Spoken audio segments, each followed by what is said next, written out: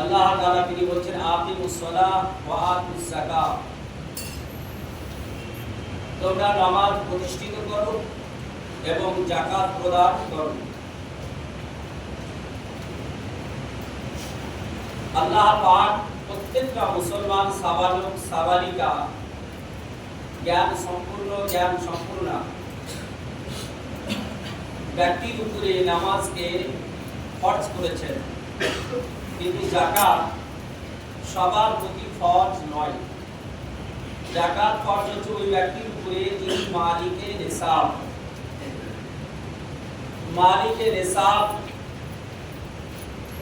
বলা হয় ওই ব্যক্তিদেরকে যে ব্যক্তি বাৎসরিক সমস্ত খরচা বাদ দিয়ে 7.5 তোলা সোনা বা 52 ভরি চাঁদি সমপরিমাণ সম্পদ যদি স্টকে থাকে 1 বছর, তাহলে তাকে সেই মাল থেকে শতকরা 2.5 টাকা হিসাবে যাকাত দেওয়া হচ্ছে ফরজ। সে মালটা আপনার সোনা হতে পারে, চাঁদি হতে পারে, ধান গম স্টক হতে পারে, টাকা স্টক হতে, যে কোনো ব্যবসা, যে কোনো পারপাসে যদি 52.5 ভরি চাঁদি যা মূল্য, যা টাকা, এই টাকা যদি কারো কাছে স্টক থাকে বা 7.5 তোলা সোনা, এই পরিমাণ টাকা যদি স্টক থাকে সমস্ত খরচা বাদ দিয়ে, মনে রাখতে হবে সমস্ত খরচা বাদ দিয়ে 1 বছর স্টকে যদি থাকে, তাহলে সেই ব্যক্তিকে শতকরা 2.5 টাকা যাকাত দেওয়া হচ্ছে ফরজ। এটা আল্লাহ পাক রব্বুল কায়নাতের আদেশ হুকুম। আল্লাহ পাকের আদেশ হুকুম যেই ব্যক্তি অমান্য করবে, আল্লাহ তাআলা রব্বুল কায়নাত তিনার জন্য শাস্তি অবধারিত রেখেছেন। আল্লাহ পাকের অর্ডার সেগুলোকে আমাদের কোনো হারে কোনো অবস্থাতেই অমান্য করা যাবে না। আল্লাহ পাক রব্বুল কায়নাত সম্পদ দিয়েছেন, আমার সম্পদ আল্লাহ তাআলা নিয়ে নিতেও পারেন। সম্পদের মালিক হচ্ছে আল্লাহ, দেওয়ার মালিক আল্লাহ, নেওয়ার মালিক আল্লাহ, হায়াতের মালিক আল্লাহ, এগুলো আমরা বিশ্বাস করি। এগুলো থেকে একটা যদি অবিশ্বাস আমরা করি, তাহলে আমরা মুসলমানই না, মুসলমান থেকেই বাদ হয়ে যাব। নবী পাক সাহেবের রোজার সময়কালে নবীজির দরবারে একজন ব্যক্তি এসেছিল, যার নাম হচ্ছে সালওয়া। এই ব্যক্তিটা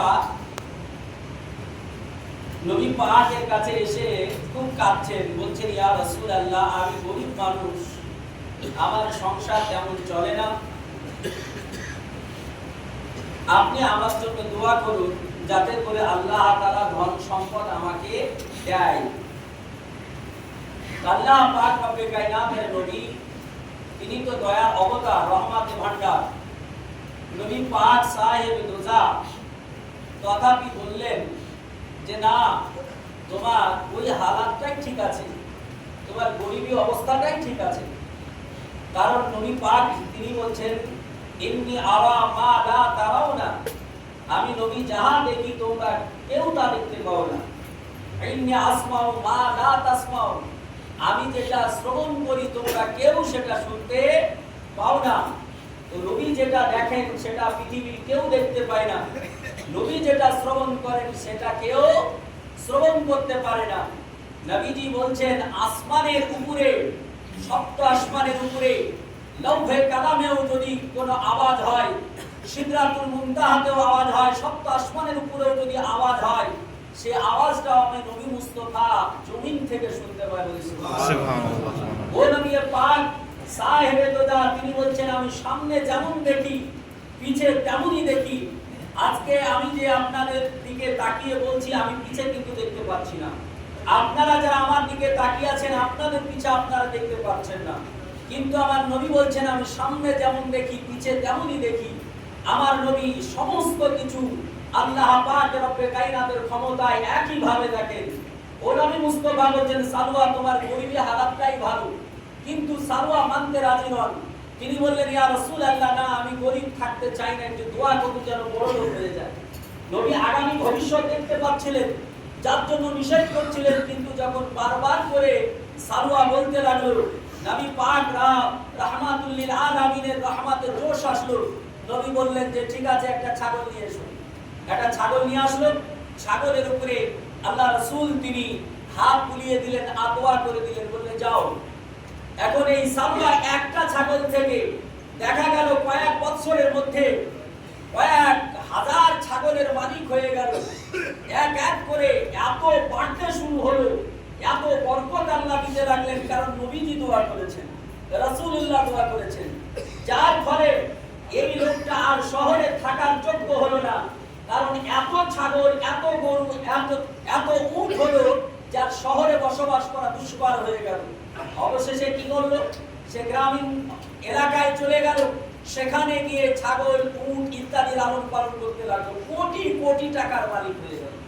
যে ছিল কি গরিব, একবেলা খেতে পেত, তার একবেলা খেতে পেত না, যে পরার পোশাক পেত না, সেই ব্যক্তিকে নবী পাক দোয়া করলেন, তো এত পয়সার মালিক হলেন যে আরবে কয়েক নাম্বার স্থান অধিকার দখল করল। আল্লাহ তাআলা রব্বে কায়নাত ইতিমধ্যে যাকাতের আয়াত নাযিল করলেন। আল্লাহ নবী, বিশ্ব নবী, তিনি সবাইকে বললেন, যারা যাকাতের উপযুক্ত ব্যক্তি তোমরা তারা যাকাত প্রদান করো। সালওয়ার কাছে দুধ পাঠানো হলো, কারণ শহর থেকে বাইরে চলে গেছে। তাকে বলা হলো তোমাকে যাকাত প্রদান করতে হবে, যাকাত দিতে হবে। এখন নবীজি দুধ পাঠিয়েছেন, তিনার কথা মোতাবেক হিসাব করে দেখলো তো ছাগল, কয়েক হাজার ছাগল শুধু যাকাতই চলে যাচ্ছে। কয়েক হাজার ছাগল যাকাতই বেরিয়ে যাচ্ছে।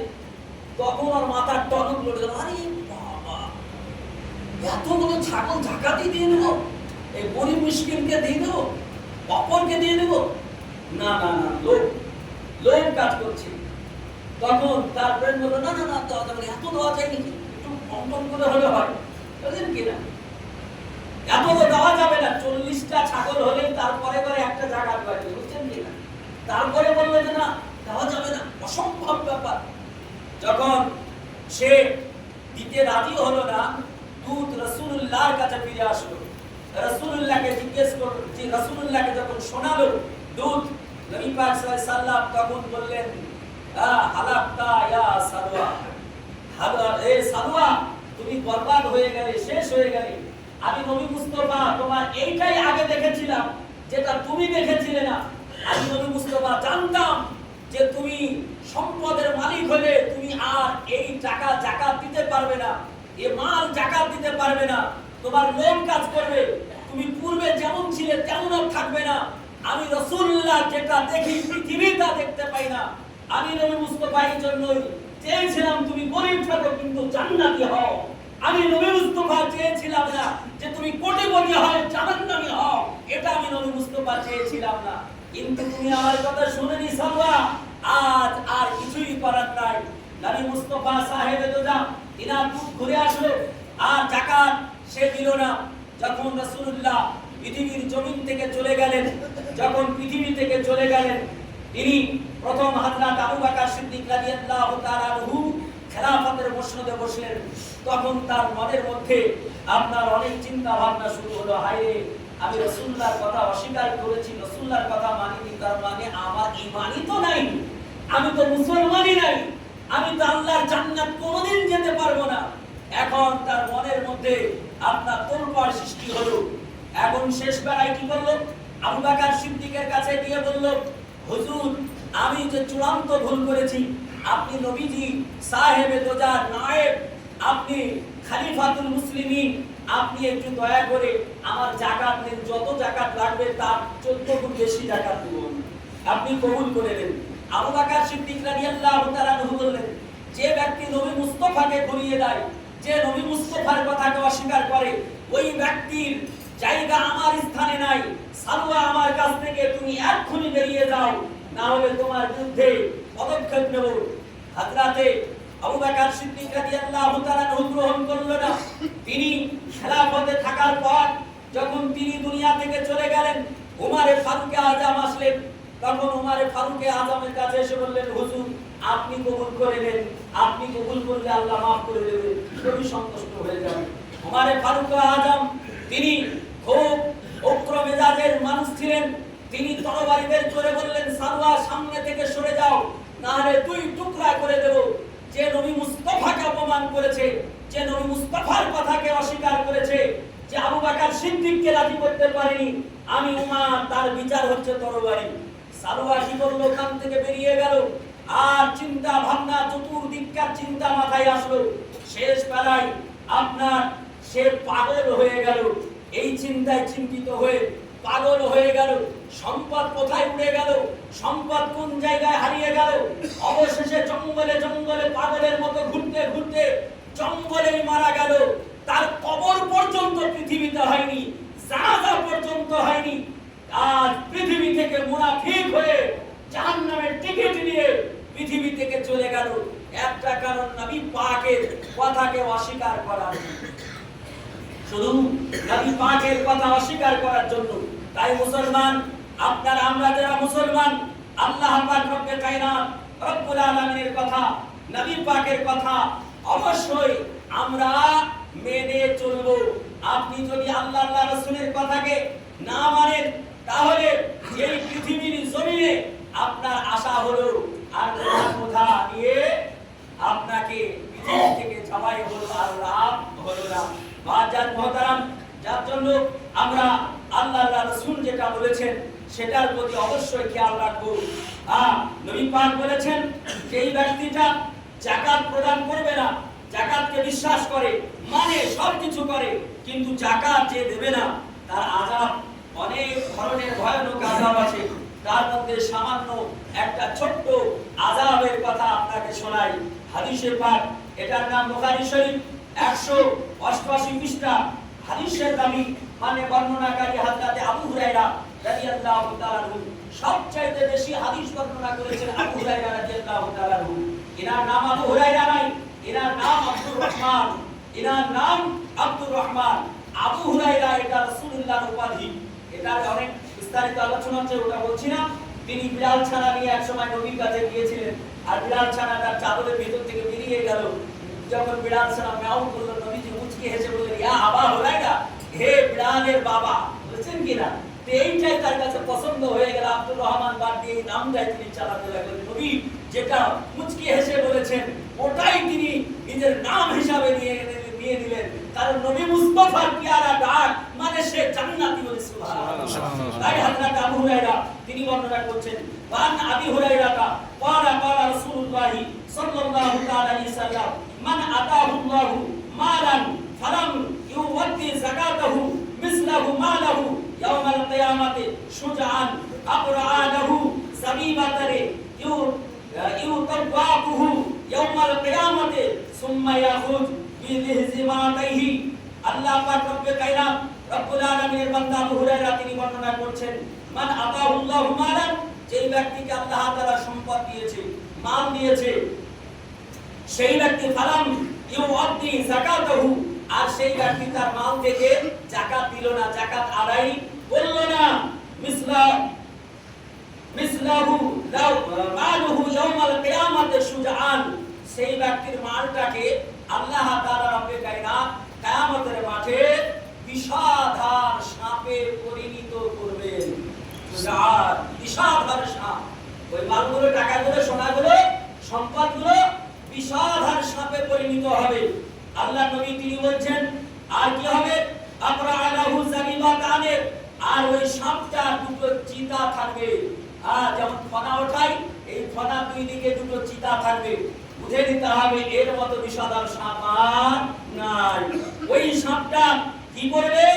এই সাপটা ইউতাওয়াকুহু ইয়াওমাল কিয়ামাতে সুম্মা ইয়াখুজ বিলিহজিমাতাইহি, আর তার গলাতে কিয়ামতের মাঠে ঝুলিয়ে দেওয়া হবে, পরিয়ে দেওয়া হবে, গলাতে জড়িয়ে দেওয়া হবে। আর সেই সাপটা কি করবে? তার এই যে গাল আছে, এই গালগুলোকে এইভাবে ছবল দেবে, এইভাবে দংশন করবে, এইভাবে কামড়িয়ে ধরতে থাকবে। আর বলবে, সেই সাপটা বলবে মানুষের মতো, বলবে কি? সুম্মা ইয়াকুলু, সে বলবে, আনা মালুকা আনা কানসুকা, আমি তোমার সম্পদ, আমি তোমার ধন, আমি তোমার টাকা পয়সা, আজ তুমি আমাকে ব্যবহার করোনি পৃথিবীতে, আজ তোমার উপরে আল্লাহ আমাকে ব্যবহার করেছে। আজ আর মহতারাম সেই দিন সেই ব্যক্তিটা চিৎকার করে কাঁদবে, কত না ছটফট করবে, কিন্তু কোনো লাভ হবে না। যা কিছু করা লাভ সেটাও পৃথিবীতে করতে হবে, লস সেটাও পৃথিবীতে করতে হবে। কারণ পৃথিবী একটা বাজার, এখানে ক্রয় হবে, এখানে বিক্রয় হবে, এখানে লাভ হবে, এখানে লস হবে। এখানে আপনার ঈমান মজবুত করতে হবে, এখানে আপনার ঈমান হারিয়ে যাবে। এখানে সব করতে হবে। দুনিয়াটা আল্লাহ তাআলা আপনার আমার জন্য একটা বাজার শুরু করেছে, এখানে আপনাকে মজবুত হতে হবে। আপনি যে কত ঈমানদার, আপনি যে কত আল্লাহওয়ালা, তার পরীক্ষা নিরীক্ষা সব এখানেই আপনাকে নির্বাচন করা হবে। কিয়ামতের মাঠে নয়, কবরে ফাইনাল পরীক্ষা হবে, কিন্তু আপনাকে এখানেই মজবুত হতে হবে। আপনার ঈমান কতটা আছে, আপনি কত বড় আল্লাহওয়ালা, কত বড় মুসলমান, আপনার ইসলামের প্রতি দরদ কত, আপনার কতটা আল্লাহর প্রতি ভক্তি, নবীর কথার প্রতি কতটা প্রেম, সব এখানে দেখাতে হবে। আর মুসলমান আমরা যারা আছি, আজকে তো প্রায় আমরা অনেকেই মুসলমান এমন আছি শুধু নামকে অস্তে মুসলমান, ভুল বলছি নাকি? নামকে অস্তে মুসলমান, শুধু নামটা বলি যে আব্দুর রহমান, আব্দুল সত্তার, হ্যাঁ हम मुस्लिम हैं, हम सिर्फ यही कहते हैं हम मुस्लिम हैं, लेकिन इस्लाम को जो इस्लाम का जो कानून है वो एक भी आपके अंदर नहीं है।